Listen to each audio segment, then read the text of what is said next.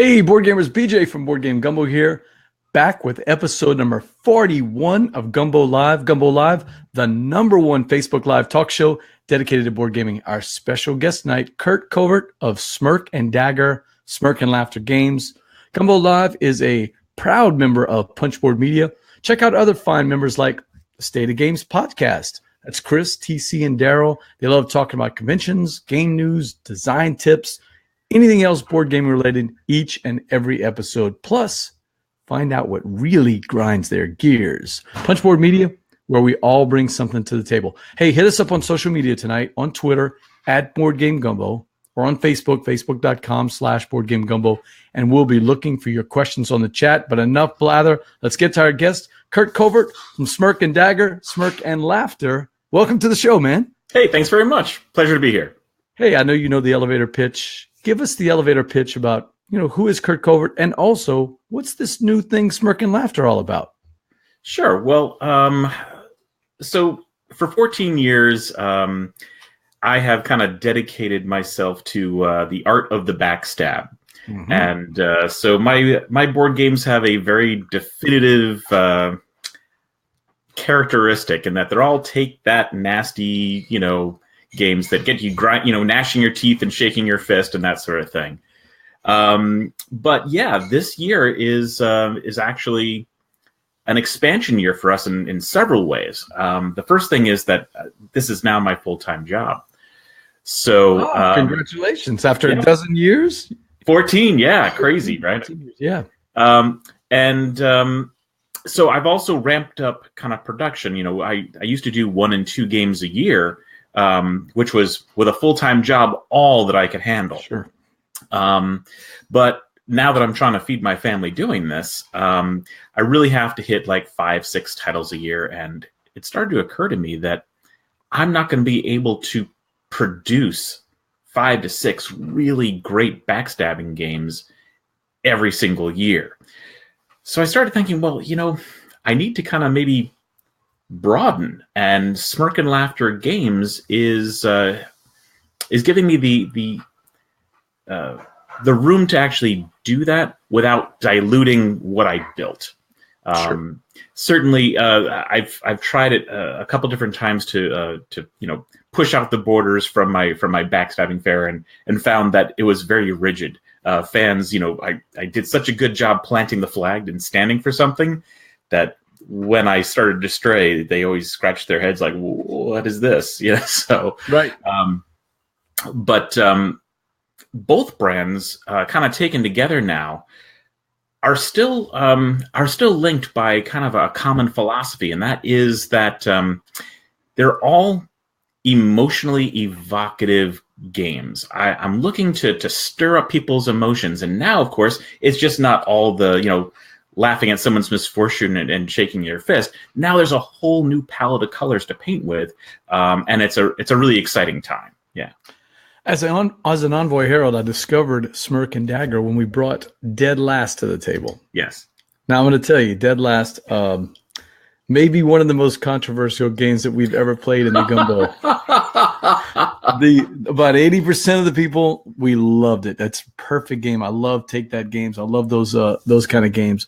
And a couple of people, though, there was a little bit of butthurt at the end of the game. Yeah. You have to go into it with the right attitude. But I loved the whole concept of Dead Last. You can throw the cards out and teach an entire group of people who've never played the game in 5 seconds, maybe 10 seconds. Yeah, and even when people come late to the game, they can jump right in. It doesn't even matter. Oh yeah, we just threw another color out and we just started playing. But whether you have 1 or 2 gold already, it doesn't really matter because everybody's going to start ganging up. And the other cool thing that I liked is, when we played it that night, and we probably played it like 8 times in a row because it's one of those games you just play back to back to back. Yeah. But as we're playing it, we thought that everybody would kind of gang up on one side of the table, like this part of the island and that part of the island, which we did at another game that was sort of similar, Galapagos. Galapagos. I don't know if you've heard that one from a different company, but I have heard of it. Yes. In that one, we all kind of ganged up together, but in this one, it started that way. But as soon as one person broke out of the group, the backstabbing started. Oh man, what a great!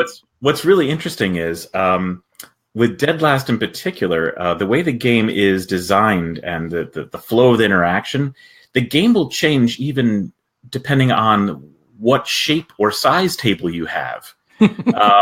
So a round table has different challenges than a square or a rectangular table. And yes, you will see, especially with a rectangular table, it starts, both ends of the table against each other, and then very quickly it crumbles into all kinds of fun betrayals. And honestly, that's what the game is really all about. I'm thinking of doing something crazy the next time we play Dead Last. We play a game called Tada. I don't know if you've heard of Tada. It's a little game Steve Avery did where you have to do magic tricks, and if you win your magic trick, then you can force other people to continue to roll the dice, but they have handicaps. They'll be either one hand behind the back or ear on the thing. And I was thinking of mixing up the cards together. So while you're doing Dead Last, you actually have to. You can't just use your regular talk and regular actions. You might only be able to say yes or no answers, or you might only be able to say. You might only be able to use your offhand the whole time you're talking, because people do start getting into some patterns during the night where you're showing the cards like this and you're showing the cards like that to to get things differently. So this Dead Last, it just seems like you could really homebrew this game and keep it fresh every time you bring it out every month. That's a really cool idea. I've even seen gameplay change a lot when there are young kids involved. Okay. I was at Gen Con and two families came up with some pretty young kids who wanted to try it. And at first I was like, well, I mean, we are talking this is a game about assassins and knocking each other off. I had to warn the parents that that's what this game was about. Yeah, sure. But we couched it in terms of, you're just knocking people out kind of a thing. Yeah. But the kids were having a blast with it. And what's great about the way kids play is there is no self-conscious behavior about jumping up, running around the table, whispering in someone's ear, and then they'll do it all. And of course, all of that's within the rules, because when you're negotiating with everyone, a lot of it's going to be nonverbal, but there's nothing preventing you from getting up and whispering in someone's ear. It's just one of those fun games. Yeah, or maybe voices, like you can only talk in a Yoda voice. Can you imagine? That's great. Trust me, you will trust me. There's so many ways to keep that game fresh. I thought it'd be great. So, hey, what's some of the best games you played here? BJ from Board Game Gumbo. I've got Curt Covert from Smirk and Laughter Games here. What's some of the best games you played this year? Oh gosh. Well, so most of my time I spend playing prototypes and testing out new stuff for the year. But I have to say, I have been a big fan of Clank. Ooh. And that's kind of all the various iterations. So the other night, after we were done playing prototypes, we busted out Clank in Space. I just picked up the Mummy's Curse. So that I just think they did a beautiful job in the design of that game. It's great, kind of the deck building, but they built in one of the things that I love, which is just push your luck. How deep will you delve? How rich will you get? And will you then of course doom yourself? So I love that one. The other one I've been playing, told a couple people about this one. Unearthed by Brotherwise Games. Sure, played it. Yep, and I was really just like 3 turns into that game, and I just decided, wow, I just love the balance of the game. Where dice rolling, if you roll high, you're hoping that you're going to claim the land. If you roll low, you're looking to get the resources. And so they like that one little, like a 4 is terrible, but otherwise, depending on what you roll, you're like, yay, that's still kind of cool. And there's just a nice feeling to the whole thing. It's a live show, Curt, so we've got some friends that'll be joining us during the broadcast. One of those is the name father from the Dukes of Dice, Steve O'Rourke, checking in. He says, hey, all, sorry I'm late to the party, but I'm here now. Well, all right, Steve, you got some good questions. Make sure you throw them at us. Thanks for checking in. Yep, you mentioned two great games, Clank and Unearthed. I've played both of them. I will tell you I like Clank better. Yeah. I keep buying everything they throw out there. I got my friendly local game store to order the Mummy for me. Picked up the Mummy's Curse. We threw it out last week at Gumbo Game Night, and I mean, we filled up the table every time we bring out Clank. Yeah, it's such a good game. I love the take that elements, and I love the push your luck elements. but there's always a guy in the group. There's always a person in the group who says, I'm going to find the cheapest artifact. I'm going to run straight. I'm going to hover right next to it. Wait till BJ gets as far down as he can in the dungeon. Yep. Grab it and run. And then you're close to the 30, but there's no way you've got enough cards to even get back to safety. So, but half the time I die down there, and half the other time I'm smart enough to go for the middle. And that's the thing. That's the beauty. That's what I love about that whole game. It's such a good design. I can't wait. I mean, it seems like they keep making it fresh. The mummy has that those curse cards and the ability to move the mummy around. And then on the backside, we haven't played it yet, but that backside has that crazy looking pyramid where you actually play the game. Did you get to play the backside yet, or you haven't played it yet? No, not yet. So the backside, the board actually rotates, and it looks like a big diamond. Yes. And you're playing on the top and bottom. So it's a different perspective. So it's kind of cool to see. And he says kind of the opposite of Deep Sea Adventure, where all dive and all die. That is a wicked game, Steve O'Rourke. If you haven't played Deep Sea Adventure, I don't know if you've tried it yet, Curt, or not. But I will be busting that out soon, I think. Okay, so you do have a copy of it? I do not, but I saw it in my local store, and I was very interested. Yeah, it's the same guys that make Oink. It's the same guys that make Fake Artist Goes to New York, one of my favorite little party games. But Deep Sea Adventure, it's just what a fantastic game! Really cool game. Now, I'm hearing a rumor that you may have a new game coming out later that you've been playtesting a lot. How much can you tell us about that one? So I'm we love the scoops here in the Gumbo, man. I'm testing so many delicious things. Right here. Let's just whisper it in. Okay. So we've been working on a terrific sci-fi hidden trader game. Ooh, you got me excited already. Yeah, there are obviously a number of hidden trader games out there, but this one. Well, you know what? Honest to God, it's almost like playing like a Battlestar Galactica in like 40 minutes, right? Sure. So rather than like a 2-hour, craziness, this is something you can kind of, it's a quick to play game, but it's got all the best parts of what that kind of a game is. And it also features a shuffle building deck.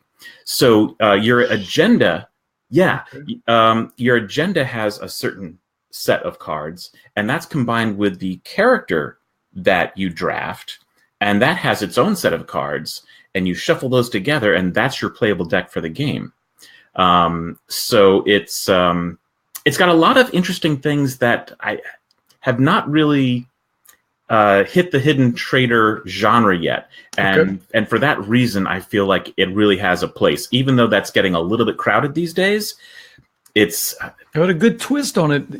There'll be a market for that. And if you can get that mood where you're eyeing the guy next to you, who's been helping you out the whole game, and every once in a while he does something that did he just do that? Yeah, is that a signal? Well, that's the mood I want, where you're just, I don't know why. I mean, I know it's just paper and cardboard, but you're scared for your actual character to die. Yeah.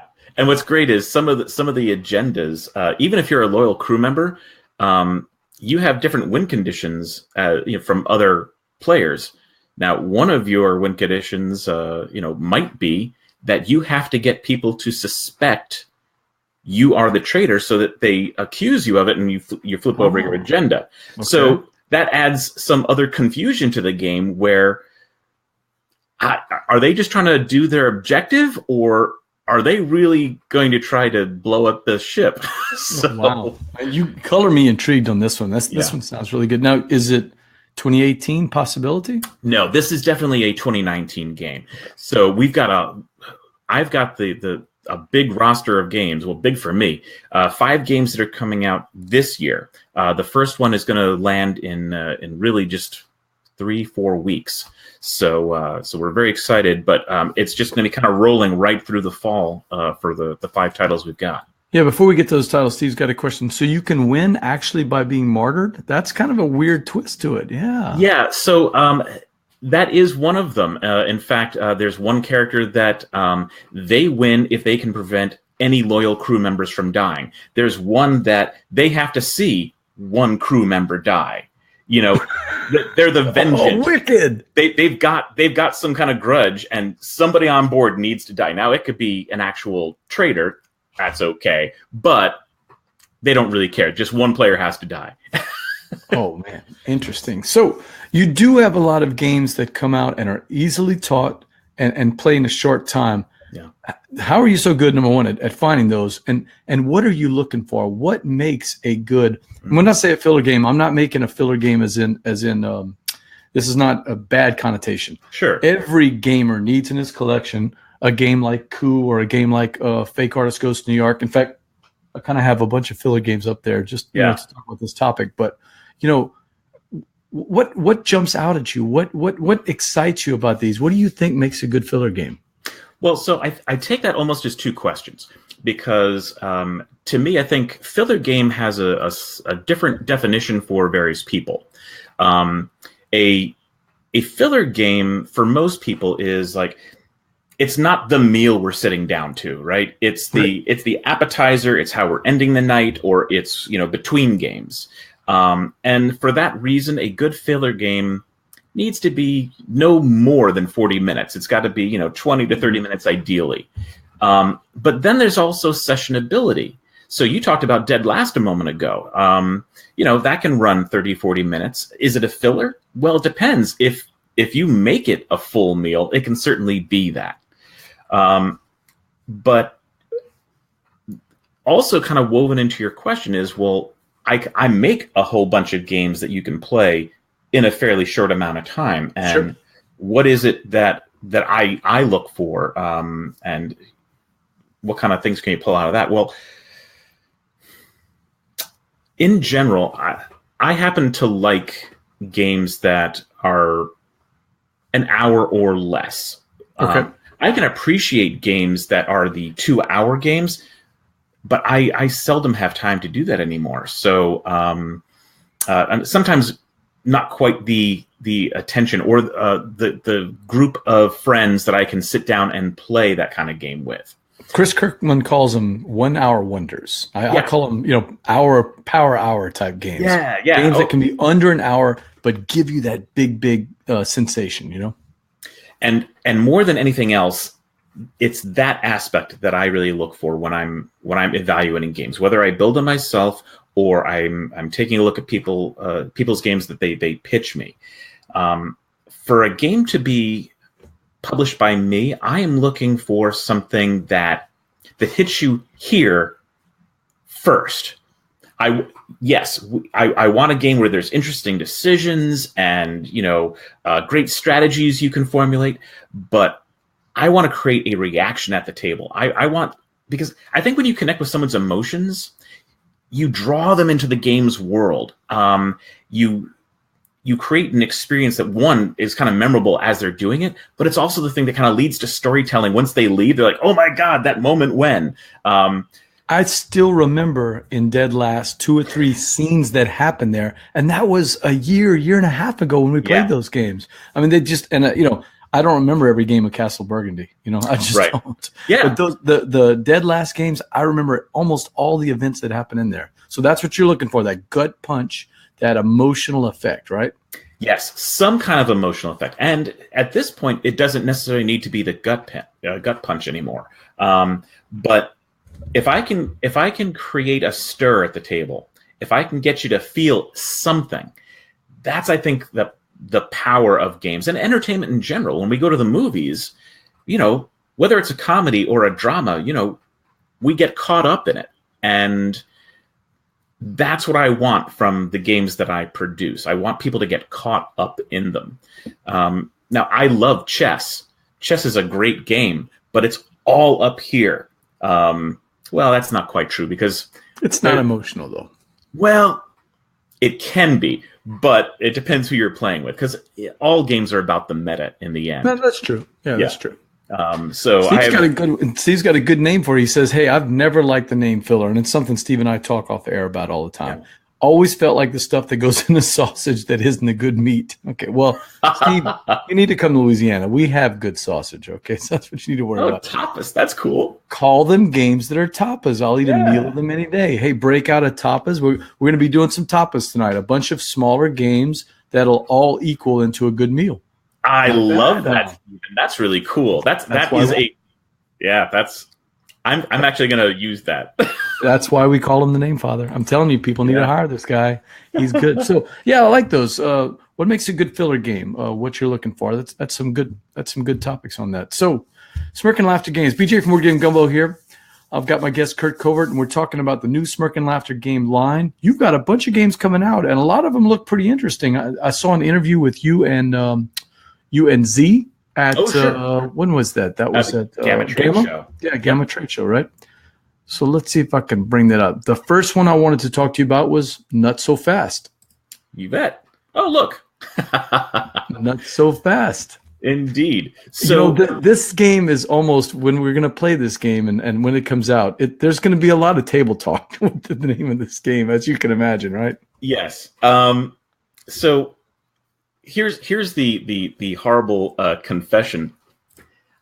I knew that this game would get lots of jokes, because while we were playtesting it, I had plenty of people walk up to my table and said, I heard that I need to come and play with your nuts, which it's funny, right? Right. But what I did not know, because I am not a devotee of hip hop music, is that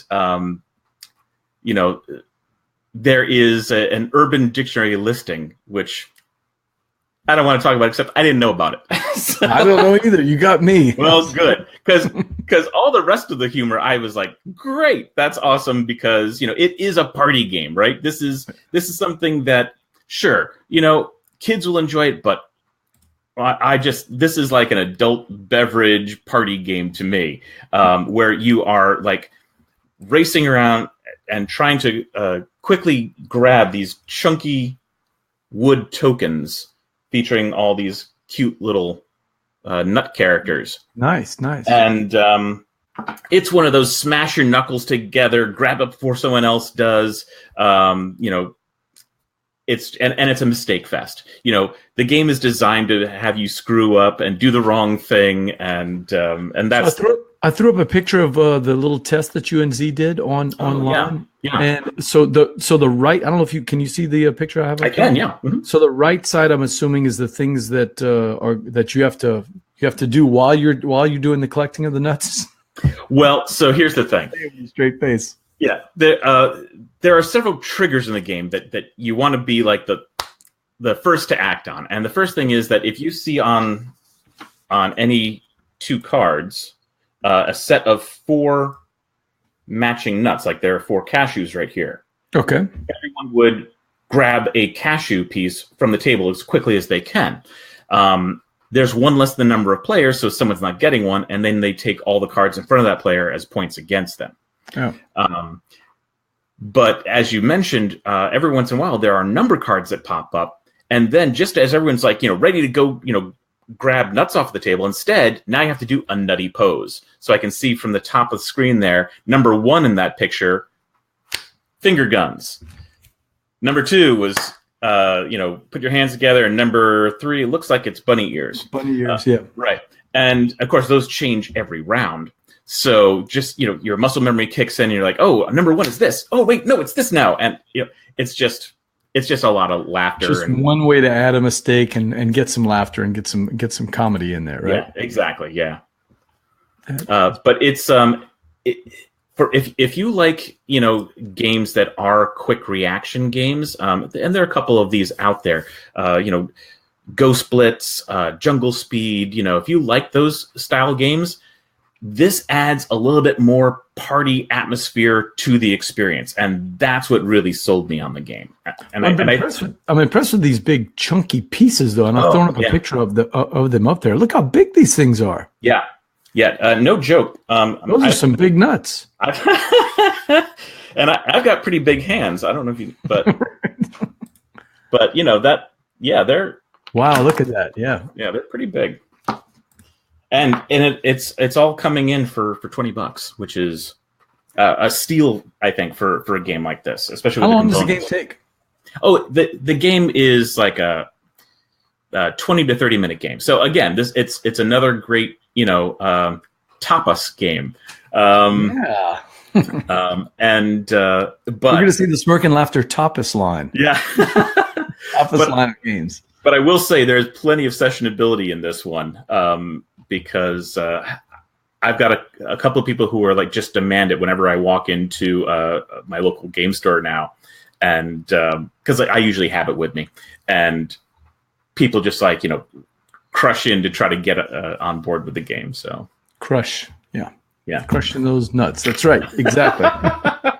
BJ from Board Game Gumbo here. I got my guest Curt Covert from Smirk and Dagger and Smirk and Laughter games, and that's what we're kind of focusing on tonight. Some of those Smirk and Laughter games that are coming out, eliciting broad guffaws and laughs and that emotional reaction when you play them. And this is a game. Look, I'll be honest. I've heard you describe this next one.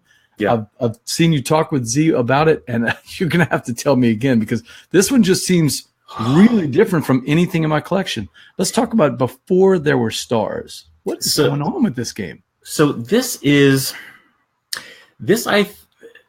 I feel like this is the most emotionally satisfying storytelling game I've ever seen. This was Tales of the Arabian Nights type of storytelling. It's more about creation myths. Okay. So you are an ancient lore giver, and you have a set of 12 star-pipped dice. Take them and you cast them to form the night sky in front of you. Then you scan the heavens looking for constellations that you might see that night, which are represented by cards at the center of the table.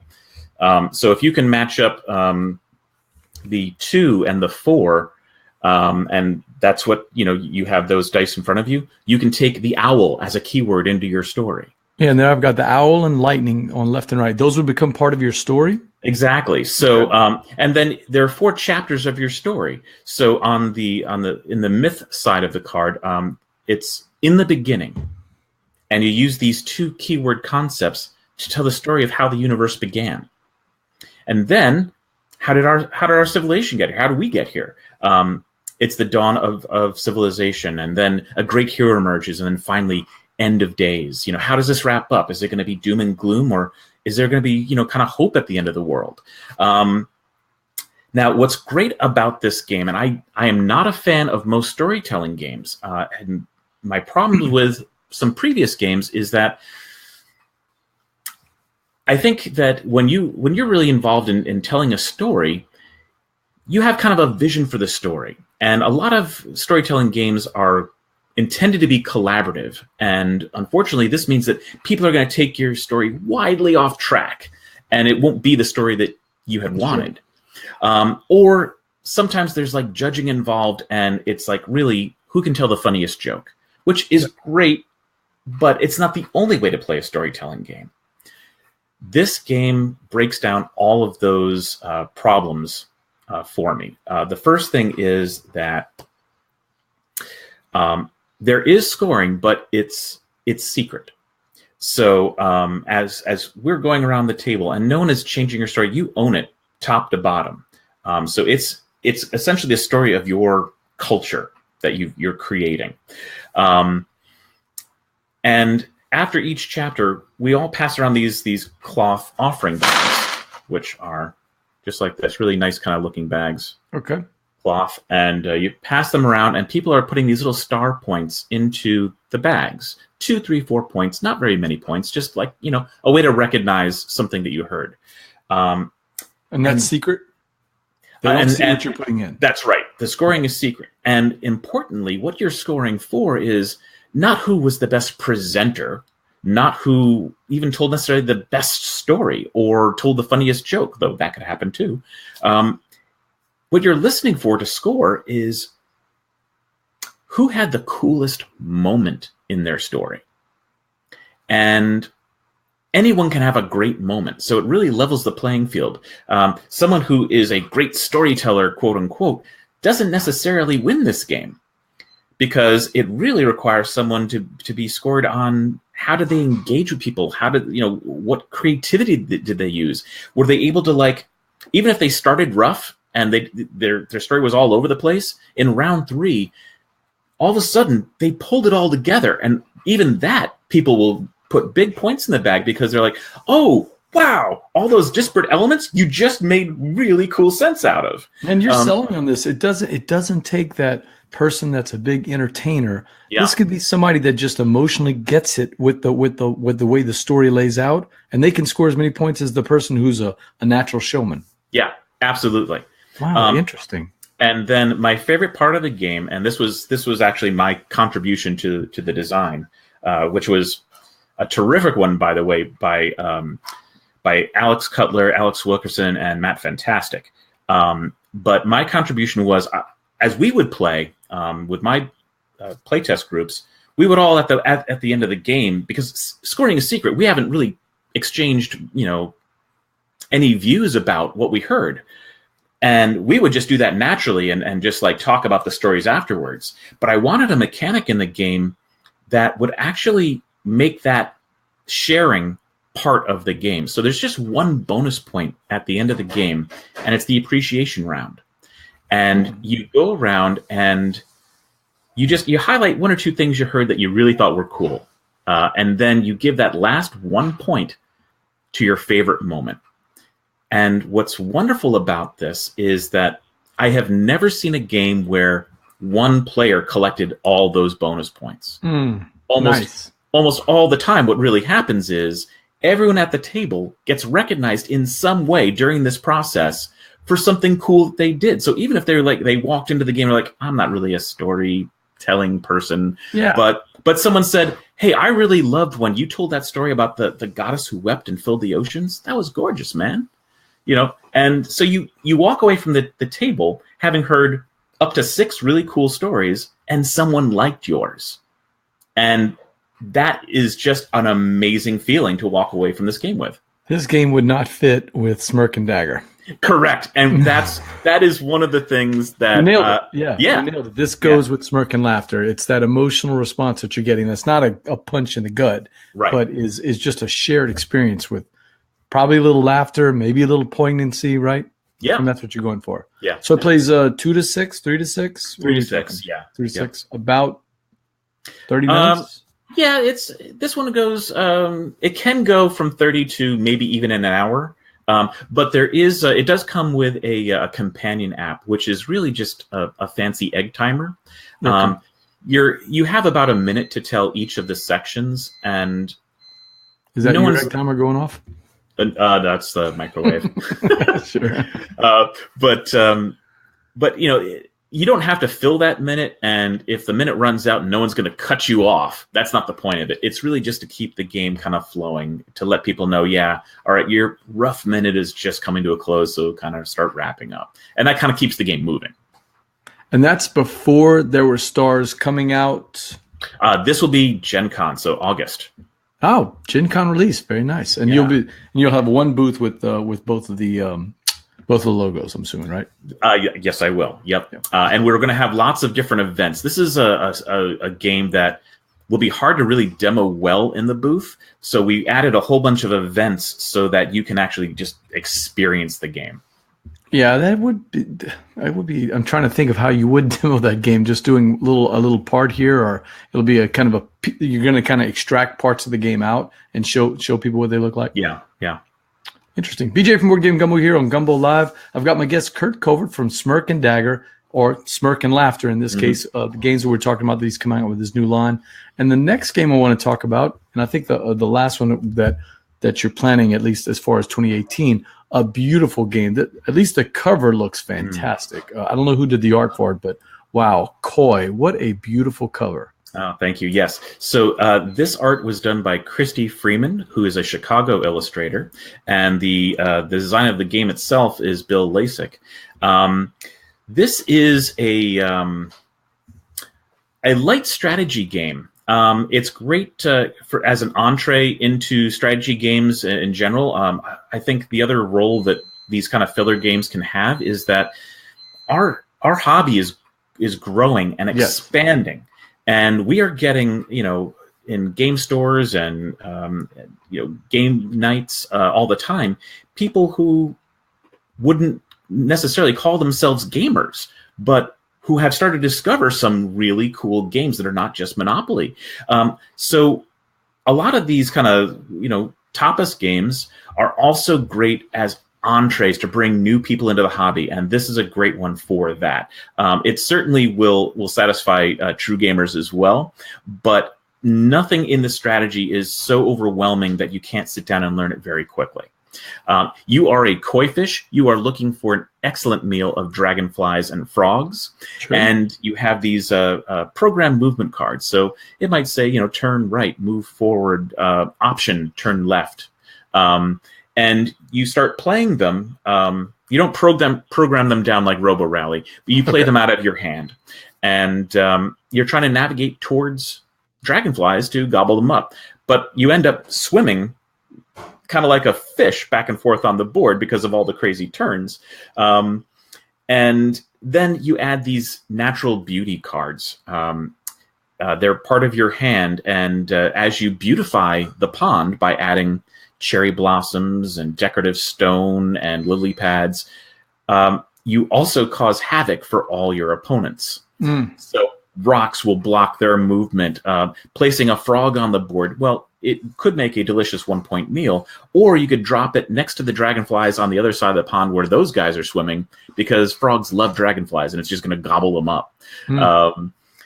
So there's lots of interesting, which route am I going to go right now in this just beautifully imagined light strategy game? Yeah. Chris Strain is checking in, and Chris says, "Hey, great looking art, and I love the theme." And Chris knows art. He's the designer and artist behind Asking for Troubles. I don't know if you've ever. I have. Yeah, that's great. And a bunch of other games that he's been working on. So, yeah, I totally agree. When I saw this cover, the cover alone, I mean, it just knocked my socks off there. And then I saw a picture. I grabbed a little screen grab so people can see, and hopefully you can see that. It's a little shot of you demoing it with Z. And so it's got a little bit of an abstractness. I'm assuming it's all perfect information. People can see what you have, or do you have some hidden information in your hand? Well, you have your hand is completely hidden, but the topography of the board is completely known. It is, as you can see, a hex kind of a map, and that gets populated with lily pads and rocks and other kind of things. So you're trying to navigate around the pond. Do I have anything here? I don't even have anything great to show you right here. These are even some cards that I'm just cooking up. But you can see, again, the artwork just continues to be really just stunning stuff. I just love that stuff. That is some beautiful artwork. Yeah. Beautiful. Almost watercolors. They are, in fact. Christy, the way she works is she takes a large canvas and she uses an opaque white, or it might even be glow-in-the-dark paint, to actually create all the little scales and details and swirls. And then she watercolors on the canvas, sometimes painting with coffee, sometimes with inks, and it just comes out amazing. Wow. Yeah. Hey, a little comment from Steve. Steve says, "Must get Before There Were Stars. Love the thought this could be a campfire storyteller, a way to be a new bard or shaman. The dice could really draw people out who might struggle storytelling without a net. Looks gorgeous too." And and that's the first thought I had with Before There Were Stars. Sometimes we bring out these type of games where, like a Bad Medicine or something like that, where you've got to think on your feet, and some people aren't into that. The Before There Were Stars seems to kind of fix that. So good comment there from Steve. Yeah. It's interesting. There are still times where you may not have gotten the constellation card that you expected, and you might still have to think on your feet. But the wonderful thing about telling stories that are mythological in nature is that they're part of the DNA of humanity. Sure. We all have grown up with mythology around the world, and sometimes we've got even a story that tries to explain the same phenomenon. So we all know that there's this the sun comes up and the moon sets, and it's a cycle. Well, people have been trying to explain why that might be for thousands of years anyway. So and every culture has a different story about it. So this allows you. There's actually a game mode in the game where you can tell the story of the same thing, tell the legend of a thing, and do comparative kind of stories to see what people came up with from their point of view, from their culture, and that's kind of cool too. A couple of quick questions on Koi though. So you talked about the designer Bill Lasik. Is this his first design? This is his first published design. Yes. Okay. Yeah. And what's the play count? I'm assuming 2 to 4. It looks like maybe. Yes. Actually, I take that back. It's actually a 1 to 4. He does have a solo version of this game. Steve, did you hear that? Steve plays a lot of solo games, so I know he's going to be excited about that. Yeah. So 1 to 4, and it takes about what are we talking? Oh, it's like a nice 40-minute game. And this solo game is kind of cool because it's not like try to beat the score kind of a thing. Try to best your own score. Yeah. This is one where there's an AI player. Okay. So you're actually trying to beat the AI player, and you can scale up the difficulty of how hard that challenge is going to be. Yeah, I like those. I don't always like it where it's just beat this certain score. I like it when there's some kind of mechanism that you have to defeat. Yeah. I played Pigment tonight. I just got it in, and it's a very tiny little 20-minute worker placement game, and I love worker placement games. But the guy designed a one-player where basically it's automatic. You just follow a set of rules that the other player is always going to do X, Y, and Z, and then you got to see if you can outscore him before he outscores you. So if you guys have a one-player element in there, that's going to be attractive to a lot of people. Solo gaming just is exploding. Yes, you're absolutely right. In fact, Bill almost had to talk me into it because I'm not that guy. I really thrive on the interaction of people. Sure. But he said, you got to try it. And solo games are a big thing right now. So don't discount it out of hand. And he was right. Yeah, well, there's some nights, my wife is a school teacher, and there's some nights where she's just grading papers. And, I want to play a game. I'll just sit next to her while she's grading papers, and I'm playing a Pigment or a Scythe or Imperial Settlers, and I'm just going through the solo part. And it's fun. And then when she finishes, we'll throw on a game. But at least we're sitting there together at the table, and we're talking, we're visiting while I'm playing a little solo game. And Steve, like I said, he loves his solos. He's already thinking of how he can turn Before There Were Stars. Now that's ridiculous, Steve. You can't turn a storytelling game into a solo game. But if anybody could, look at Kurt's brain. He's already starting to think of it. Well, so you can.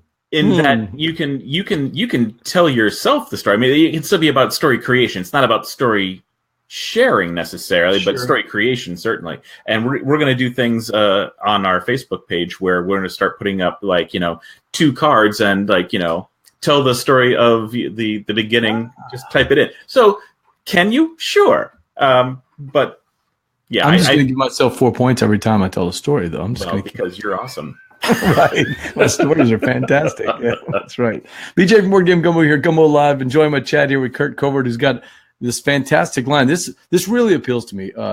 Steve and I belong to a group called the Gateway and Filler Games group on Facebook. A wonderful set of people. It's a small Facebook group of about 500 or 600 people, and they all love games that are an hour or less, can be taught to people. All of us are either brand new to gaming or are evangelizers like me and Steve, where we're bringing in people that are brand new. And you got to have that stable of games. And all of these from Smirk and Laughter, they all seem like the kind of game you can bring to a library game night or to your group of 3 or 4 couples that just want to play games. Yeah. They're not necessarily interested in a brain melting, anachrony type of a game. Something you can teach easy and just have good memories with. Yeah, and that's exactly what I've been shooting for this line in particular. We got time to talk real quick about what Smirk and Dagger, the other side of the line, has. The gut, like I always say, oh, you have a surprise for us. What is this? Wow. I was about to throw a picture up, but look what BJ from Board Game Gumbo here with a big surprise from Curt Covert of Smirk and Dagger Games. He's got something crazy on the screen. What is that? So this is the Tower of Madness, and it is a 15-inch tall, 3-dimensional tower with 30 plastic tentacles. Oh, look at that. That suspend They suspend a whole network of marbles inside the tower, but this is a dice game where you are an investigator looking into horrific locations without strain. Yeah. Give me that. Give me that. So I'm sorry, you were saying you're investigators. You're investigators, and you're delving into these horrific locations while not trying to lose your marbles. Ha ha ha ha ha! Tower marbles. Don't lose those marbles. So now it's the marbles that are in there. Half of them are actually good. So there's a reason why you're exploring these places. So some are discovery points, which are victory points in the game. Some are spells. The forbidden knowledge that comes out of this tower, that's the only way you're going to draw spell cards during the game if you cause them to fall out of the tower. But that comes at a risk.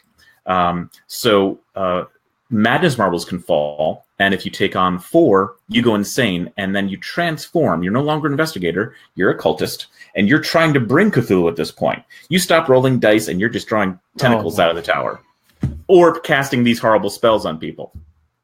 And of course, Cthulhu will rise, and the game will end if the 3rd green Doom marble drops out of the tower before the investigators have finished their stack of investigations. Where is this game from? Who designed this? This is crazy. I really like the sound of this, Curt. I'm not just saying that.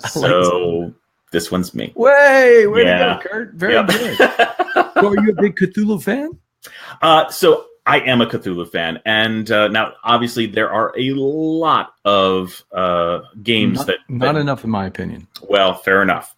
But this was very unexplored territory. Clearly, it would look lovely just as a decor element for your home, sure. But happily, it's got a lot of great tension. Because have you ever played the RPG Dread? No. Okay, so Dread was this very imaginative role-playing game where it uses a Jenga tower to add tension to the game. Anytime you did something risky, you had to pull a Jenga tile. Well, that's what this does too. So I'm sure a lot of people recognize the structure as being something from their childhood. Sure. And it's that same kind of element where it's adding drama and tension to what is essentially a dice rolling game.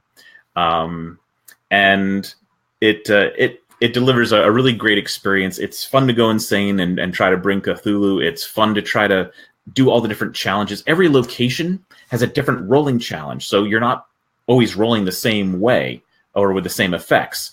And of course, then people play spells and do all their things too. So it's a great way to spend about 35 minutes.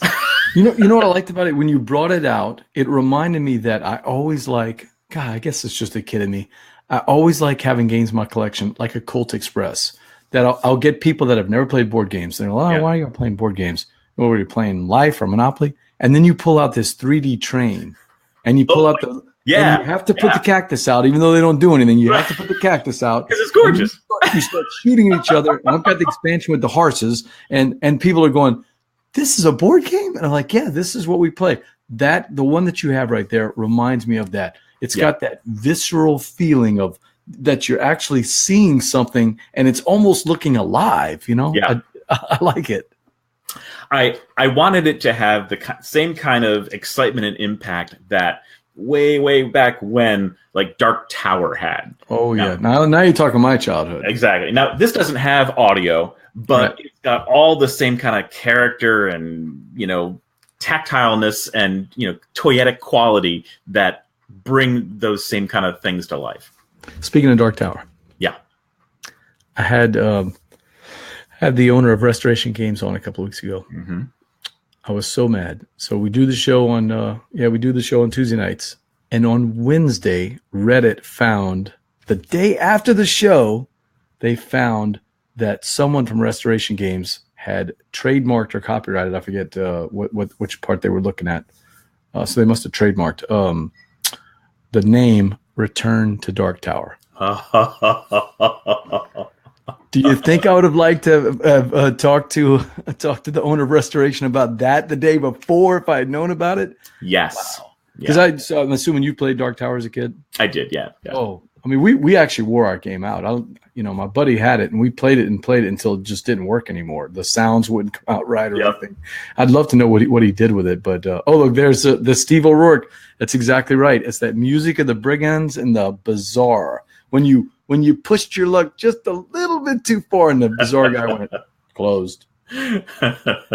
Yeah, so you're right. Your game reminds me of that ominous presence that just reaches out above the table, and then you've got the marbles rolling and the dice rolling. So you got a lot of elements going on there. That looks really promising. So when can we expect this to come out? Is it tomorrow? It is not tomorrow. It was supposed to be the beginning of June, but I can tell you that we've had some production delays, and so it is. It's a lot of plastic in there, right? What's that? A lot of plastic in there.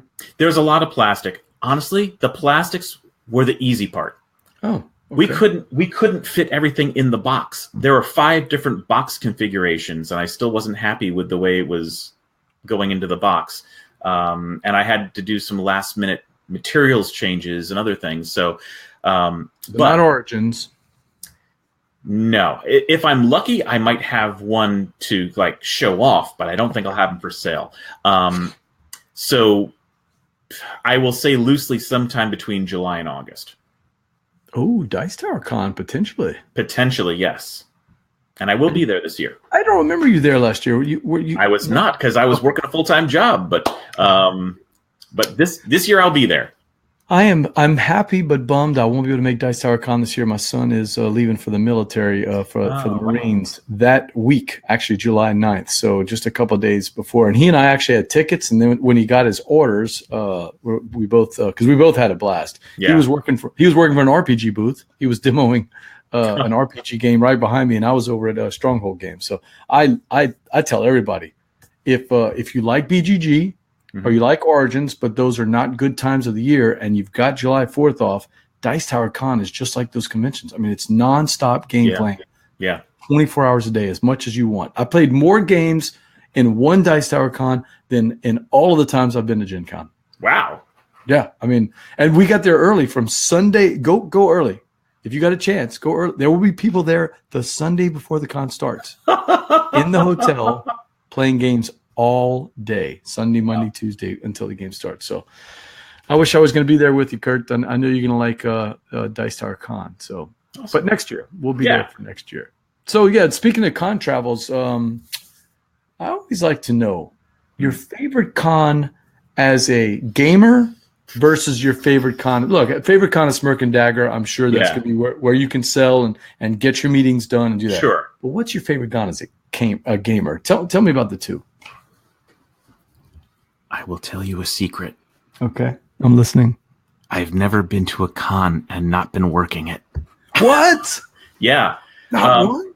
I had a friend for years before I got into any of this that begged me to go to conventions with her. And I was just like, why do I want to pay money to go? I mean, I could play games here, you know? Oh. So I didn't You're one get of those it. Guys. I didn't get it. And I'd never been, so I wasn't going to find out. And then I started going because I finally, had a product I wanted to get out there. Sure. And I was like, oh, I was so stupid. But you've got to go to one. So this year, make one of these, even if it's your local convention, just something where you can go and play games and meet people. I had one guy tell me this. We just started our own Louisiana con this year. We had about 100 and some people, 120, something like that. Because of the weather, we sold about 200 tickets, about 120 people showed. Yeah. And I had a guy tell me, we play every Wednesday. We play every Sunday. Why do I need to spend $20 to go to the convention? He came anyway and had a blast. Why? Yeah. Because there was a pitch car thing that he would never play. He loves all these big, heavy games. He goes and plays pitch car for an hour. And then there's somebody else playing. He's like, oh my God, I always wanted to play that game. That's why. Because we play these games to play games, but we really play them about the relationships, right? You're right. Absolutely right. People. And that's what being at a con is all about. All right, Curt. So the last part of every show that we do is the Envie Game. As you know, this is Board Game Gumbo. It's a show about Louisiana. and Envie is a good Cajun word that means a hankering or I'm not sure where you're from. Maybe jonesing would be a word you'd use. Okay. Sure. Because I could use that. Okay, good. Jonesing, you're hankering. So we call it an envie. You have an envie for something. Usually it's for boudin or crackers in the morning. But in this particular case, it's about a board game. A game that you own, a game you don't own, a game you love to play all the time, or a game you've always wanted to play. Whatever it is, if we stop the show right now and Curt pick his perfect group to play with, what game would that be? Don't tell us what it is yet, because Steve and Chris and I and the rest of the people watching, we're all going to try to guess, okay? Okay. All right, I'm ready. And like I said to you before the show, oh my God, you were a tough nut to crack. Oh man. I couldn't get a read on you. You know, usually I can kind of have a feeling about what people are looking for. All right. So the first question. Yes. Are you ready to play? I am ready. Okay, he's ready. Competitive or cooperative? And I'm going to guess that it's competitive. It is competitive. Of course, it's got to be competitive. I tell you what, this is highly so. This is Smirk and Dagger, right? It's got to be competitive. Yeah. American designer or a European designer? And you can check it out on BGG if you don't know right off the top of your head. American. But I'm betting you do. American. You look like an Ameritrash kind of guy. Yeah. Oh yeah. Speaking of that, is it Ameritrash or Euro or one of these new hybrid things like Blood Rage? You know, what would you say? Though I loathe the term, I will say Ameritrash. Oh, you don't like? What do you like to use? I don't know if I necessarily distinguish them in that way, but you know, I came into the hobby, so I didn't start really playing until 2008. By the time I came into the hobby, it was almost people were playing these games as with an affection. They were saying, "I am an Ameritrash player." Yes, you know. So I think people have decided to own that, but I don't know if that was the original intent. I agree with you. I agree with you there. But people own it now, and I'm happy to own it. So, is it board based or card based? If you had to say, it is board based, but it has cards. But it has cards. All we're getting is a humph, Steve. But board based, and I'm guessing it does have some cards. You would say it's highly thematic or more abstract? I'm going to guess thematic. Yeah. That's thematic, yeah. Yeah, I figured that. I already had the answer in there. Yeah. Oh, has it come out recently in the last 3 years? Not in the last 3. The last 5? I think so. Steve says dice instead of cards. There is it is cards, but there is a die. And what I'll say about the release, I'll give you a clue. Oh, the release was a re-release. So in the roughly last 5 years, a highly thematic Ameritrash board game designed by an American that only has one die in it with cards. Yep. Steve, that sounds like a pretty big hint there. That's a pretty big hint. That's a pretty big hint. Does it have miniatures? Minis. It does not have.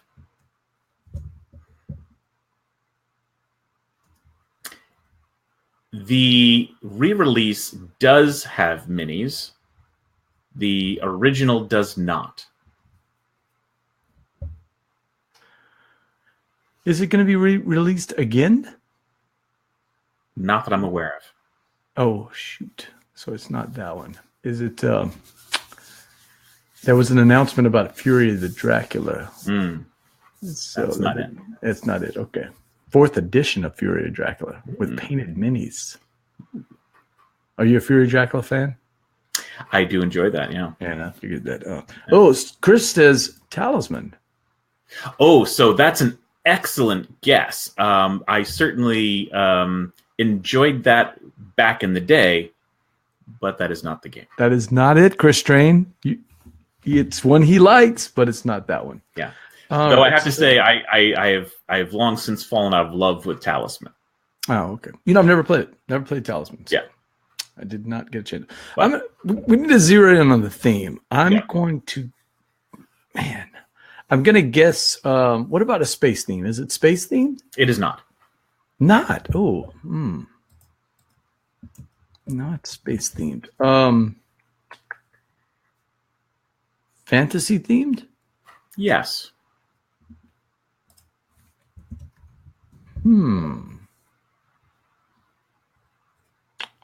Chris says, yes, he doesn't play Talisman anymore, but it's one of his first. Yeah, it was one of my first too. I think it was a lot of people's first. And I think that's the charm that it still holds.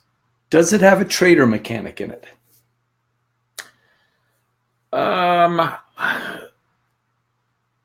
It's highly competitive, so it's not a trader. You don't start having to help each other, but there is a hell ton of take that in it. Is it one of those cooperative until it's competitive type? Nope. You like those kind of games. I know that. I do, but no, it is just it is straight out smash someone in the face kind of a game. All right, Ian, let's set it up for you. This is he's got a game that he likes that he'd play right now. He has an Envie for. It's competitive. It's an American design. It's board based, but it seems to have cards in it. It definitely has cards. Definitely has cards. Definitely has cards. It has one and only one die. Came out in the last 3 to 5 years, but it was a re-release in the last 3 to 5 years. That's right. Highly thematic. The new release had miniatures, but the old one didn't.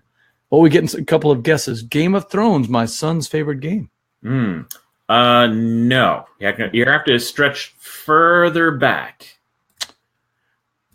Wait, does War of the Ring have a die in it? No. Not War of the Ring, then. No. Yeah.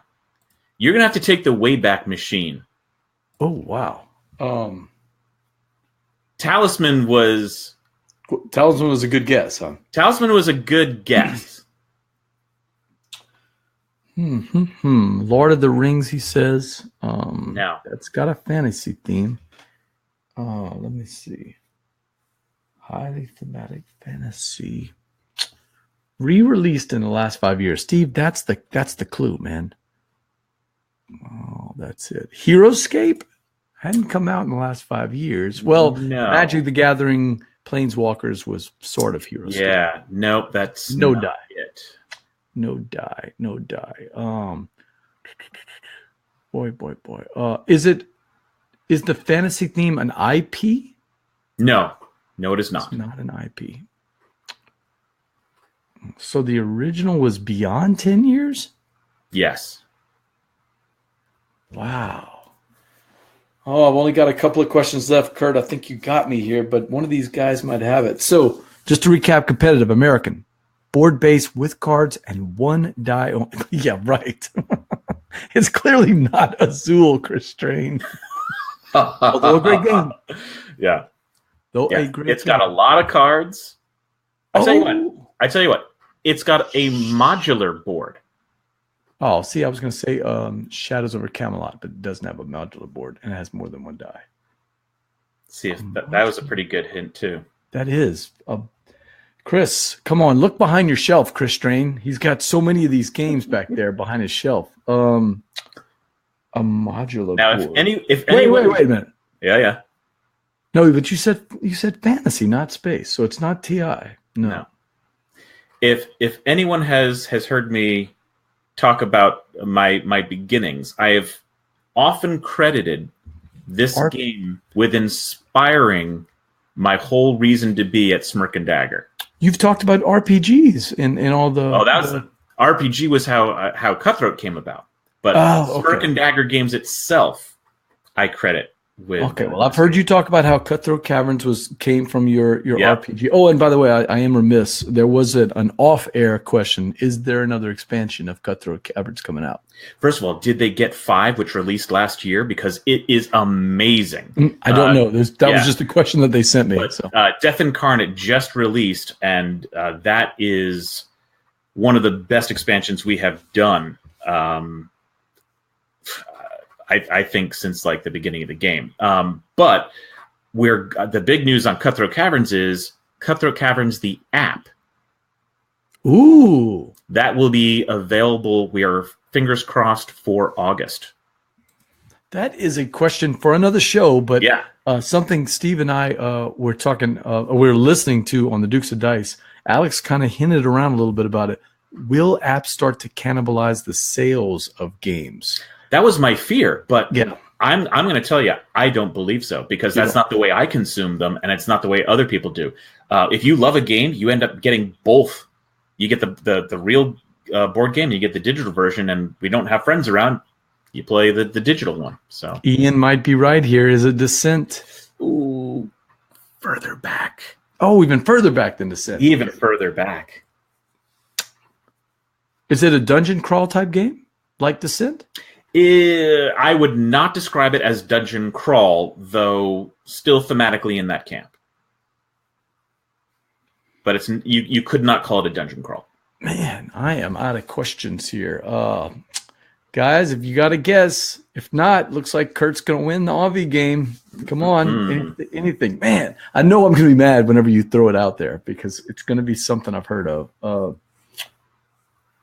10 years ago. Okay. That's something for us. I'll give you another big hint. Okay. This comes from a time where it was acceptable to have on a game shelf at a store a game that was printed in one color, and you had to cut out your cardboard chits yourself. What? Okay, now you're gonna have me stumped here. Sean, by the way, Mr. Sean checking in. He says Dungeon Twister, but I don't think. First of all, I love Dungeon Twister. Thank you for bringing that up. That's a great game, but I'm talking even further back than Dungeon Twister. Yeah, so Sean, it's competitive. It's an American design. It's board based, but the board is modular. Is it wargaming when it comes to fantasy? It's not. No, it's not wargaming. Ogre. So now you are in the right time frame, but no, is it not a Steve Jackson game. It is not. Not a Steve Jackson game. Dan says Hangman. No, I don't. Adam Austin says he just wants to know if it's wargaming and it is not Adam. No. I feel like we're getting close. So just to reset, guys, it's competitive, it's American, it's board-based, it's got cards, one die only. It came out in the last 5 years, but that was a re-release. This is a really old game. We got to go back into the 70s and 80s, it sounds like. It's not Dungeon, because I had the original Dungeon. We did not cut it out. No, it's a D4, by the way. A D4? Yep. Ian says The Barbarian? I don't know that game. No. I don't know that game. It is fantasy themed, but not an IP. So it's not Lord of the Rings or any of those things we're thinking of. The modular board, it was originally a black and white game. Then not black and white, but they only used single color to print it with. But it was not black and white. It was more like sepia. Oh my God! I was going to say the red box from Dungeons and Dragons, but it had more than a D4. It had more than a D4. Was it a TSR game? It was not. No, not TSR. Not back Avalon Hill. No. Oh wow, man! Yeah, this is going to stump me. Hello, guys. Adam, Chris, Dan, anybody? Adam, Sean Jones. Oh, okay. So here is another great clue. Not only did this game inspire me to dedicate my company to Take That Games, it also inspired Richard Garfield in his design of Magic the Gathering. That was Cosmic Encounter. That was one of them. That was not. Yeah. Okay, let me think. Let's see. He always talked about Cosmic Encounter and those guys that design Runes. Runes is one of my favorite word games. Peter Ola. I can't think of his name. What other game did he talk about in Designing Magic? Oh, I feel like I should know this. I think you got us. I'm gonna have to say no mas. I'm drawing a blank. Okay. I don't think we have it. Are we ready? 3, 2, 1. Last guess is anybody? I don't think they have it. All right, give it to us. Make us feel bad. What is the game? I have been talking about Tom Jolly's Wiz War. Wiz War. Oh. Was Wiz War one of his inspirations? I don't remember ever reading that. Yeah.